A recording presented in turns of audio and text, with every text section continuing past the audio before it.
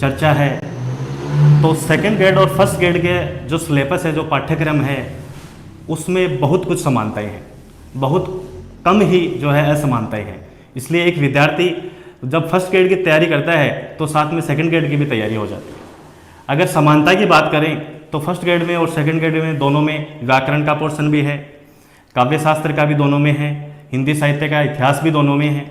जो अलग है वो ये है कि द्वितीय श्रेणी में तो जो हिंदी शिक्षण विधियाँ हैं वो थोड़ी अलग है, और फर्स्ट ग्रेड में जो है पाश्चात्य काव्य शास्त्र वाला पोर्शन है वो थोड़ा अलग है। इसके अलावा संपूर्ण पाठ्यक्रम जो है उसमें समानता है, इसलिए एक विद्यार्थी सेकंड ग्रेड के साथ साथ फर्स्ट ग्रेड की तैयारी भी कर सकता है। अब बात करते हैं पुस्तकों की, कि पाठ्यक्रम के अंतर्गत या पाठ्यक्रम के अनुसार अन्य पुस्तकों का अध्ययन जो है वो भी कुछ अपेक्षित है। एक तो हम 9वीं से 12वीं तक की माध्यमिक शिक्षा बोर्ड राजस्थान की पुस्तकों का अध्ययन कर ही रहे हैं। इनके अलावा भी सिलेबस के अनुसार, पाठ्यक्रम के अनुसार कुछ पुस्तकों का अध्ययन जो है वो अपेक्षित है। तो सबसे पहले अगर हम व्याकरण की चर्चा करें तो सबसे पहले तो आपको माध्यमिक शिक्षा बोर्ड राजस्थान अजमेर द्वारा प्रकाशित या जो उनके कक्षा 9 से 12 में जो संचालित व्याकरण है, हिंदी व्याकरण, उसका अध्ययन आपको सबसे पहले करना चाहिए। उसका जब अध्ययन आप कर चुके होंगे तो आपको कामतानाथ गुरु द्वारा रचित हिंदी व्याकरण का अध्ययन भी जो है करना चाहिए। अगर आप और भी थोड़ा अभ्यास करना चाहते हैं तो डॉक्टर राघव प्रकाश द्वारा रचित हिंदी व्याकरण या सामान्य हिंदी का जो है उसका भी आप अभ्यास कर सकते हैं। काव्य शास्त्र की बात करें तो डॉक्टर भगीरथ मिश्र द्वारा रचित काव्य शास्त्र एवं पाश्चात्य काव्य शास्त्र दोनों का आप अध्ययन कर सकते हैं। दोनों जो है वो आपकी द्वितीय श्रेणी और प्रथम श्रेणी दोनों में आपके काम आएगी। इसके अलावा राजस्थान हिंदी ग्रंथ अकादमी द्वारा प्रकाशित और डॉक्टर विवेक शंकर द्वारा रचित साहित्य शास्त्र एवं काव्य शास्त्र एवं पाश्चात्य काव्य शास्त्र नामक पुस्तकों का अध्ययन भी आपको करना चाहिए। इसके अलावा और देखें तो नरोत्तम स्वामी द्वारा रचित अलंकार पारिजात नामक जो पुस्तक है उसका अध्ययन भी जो है आपको करना चाहिए। तो ये रही काव्य शास्त्र की बात। अब करते हैं हिंदी साहित्य के इतिहास की चर्चा, कि हिंदी साहित्य के इतिहास में आखिर क्या पढ़े। हिंदी साहित्य का इतिहास जो है वो अधिकतर तो आपका 9 से 12 तक की कक्षाओं में तैयार हो जाएगा। उसके अलावा राजस्थान हिंदी ग्रंथ अकादमी द्वारा प्रकाशित हिंदी साहित्य का तो जो इतिहास है वो 3-4 खंडों में प्रकाशित है, उनका अध्ययन आप कर सकते हैं। इसके अलावा आचार्य रामचंद्र शुक्ल द्वारा रचित जो हिंदी साहित्य का इतिहास है उसका अध्ययन भी आपको करना चाहिए। परीक्षा की दृष्टि से ये इतिहास जो है वो बहुत ही महत्वपूर्ण है। इसके अलावा अगर आप पढ़ना चाहते हैं तो डॉक्टर नगेंद्र द्वारा रचित हिंदी साहित्य का इतिहास का भी जो है आप अध्ययन कर सकते हैं।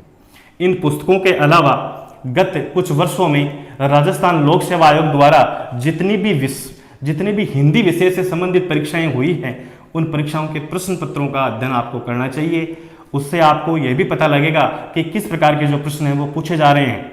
इसके अलावा आपको नेट और सेट के जो प्रश्न पत्र हैं उनका भी जो है अध्ययन करना चाहिए। सर मेरे अकॉर्डिंग आपने जो बातें बताई हैं उसके अकॉर्डिंग एक बच्चे की नेट की भी तैयारी हो सकती है इसके साथ, ठीक है। सर मैंने एक चीज सुनी है हिंदी के, जैसे आपने भी किया होगा, आपने आज शायद किसी गाइड का नाम नहीं लिया और उसका उद्देश्य आपका ये होगा कि आज हम सिर्फ टेक्स्ट बुकों की बात कर रहे हैं, पर उन चीजों की बात कर रहे हैं जो जिन पे कोई विवाद नहीं हो सकता। बहुत सही बात बोली है। और एक अशोक तिवारी कि नेट के लिए कुछ किताबें आती हैं, मैंने सुना है कि वो स्कूल लेक्चर के लिए भी बहुत उपयोगी होती हैं, डॉक्टर अशोक तिवारी। तो क्या वो बच्चा पढ़ सकता है? कुछ बच्चों ने मुझे बीच में कहा था कि सर अशोक तिवारी किताबें शायद बंद हो गई, क्या हुआ मुझे नहीं पता, सिलेबस चेंज हुआ। तो नेट वाले बच्चे अशोक तिवारी किताब पढ़ रहे हैं या सेकंड ग्रेड स्कूल लेक्चर में भी क्या अशोक तिवारी फायदेमंद हो सकता है इनके लिए? जी सर, हो सकता है। ऐसे तो प्रतियोगिता साहित्य सीरीज की जो पुस्तकें आती है नेट की, वो भी जो है सेकंड ग्रेड और फर्स्ट ग्रेड दोनों में सहायक हो सकती है।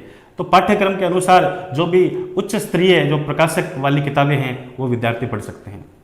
सही बात है सर। और लास्ट में एक पर्सन बच्चों का रहता है कि सर उनको मॉडल पेपर हल करने चाहिए या पूर्व एग्जाम के क्वेश्चन पेपर हल करने चाहिए, ये बड़ा होता है, या किसी कोचिंग की टेस्ट सीरीज ज्वाइन करनी चाहिए। 3 बातें बच्चों के सामने रहती हैं।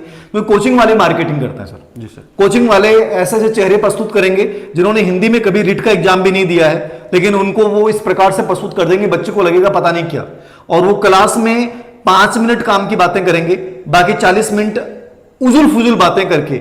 और वहां मैंने देखा कि बच्चा लगभग उसे लगता नहीं कि मैं आया किस लिए था, और वो टाइम पास करके चला जाता है। ये मैं हकीकत बता रहा हूं सर। तो बच्चे के सामने प्रश्न होता है कि सर मैं कोचिंग करूं कि नहीं करूं, क्या मैं सेल्फ स्टडी सिलेक्शन ले सकता हूं, ठीक है। दूसरा प्रश्न कि मैं कोचिंग के टेस्ट सीरीज ज्वाइन करूं या पूर्व एग्जाम के क्वेश्चन पेपर को मैं सॉल्व करूं।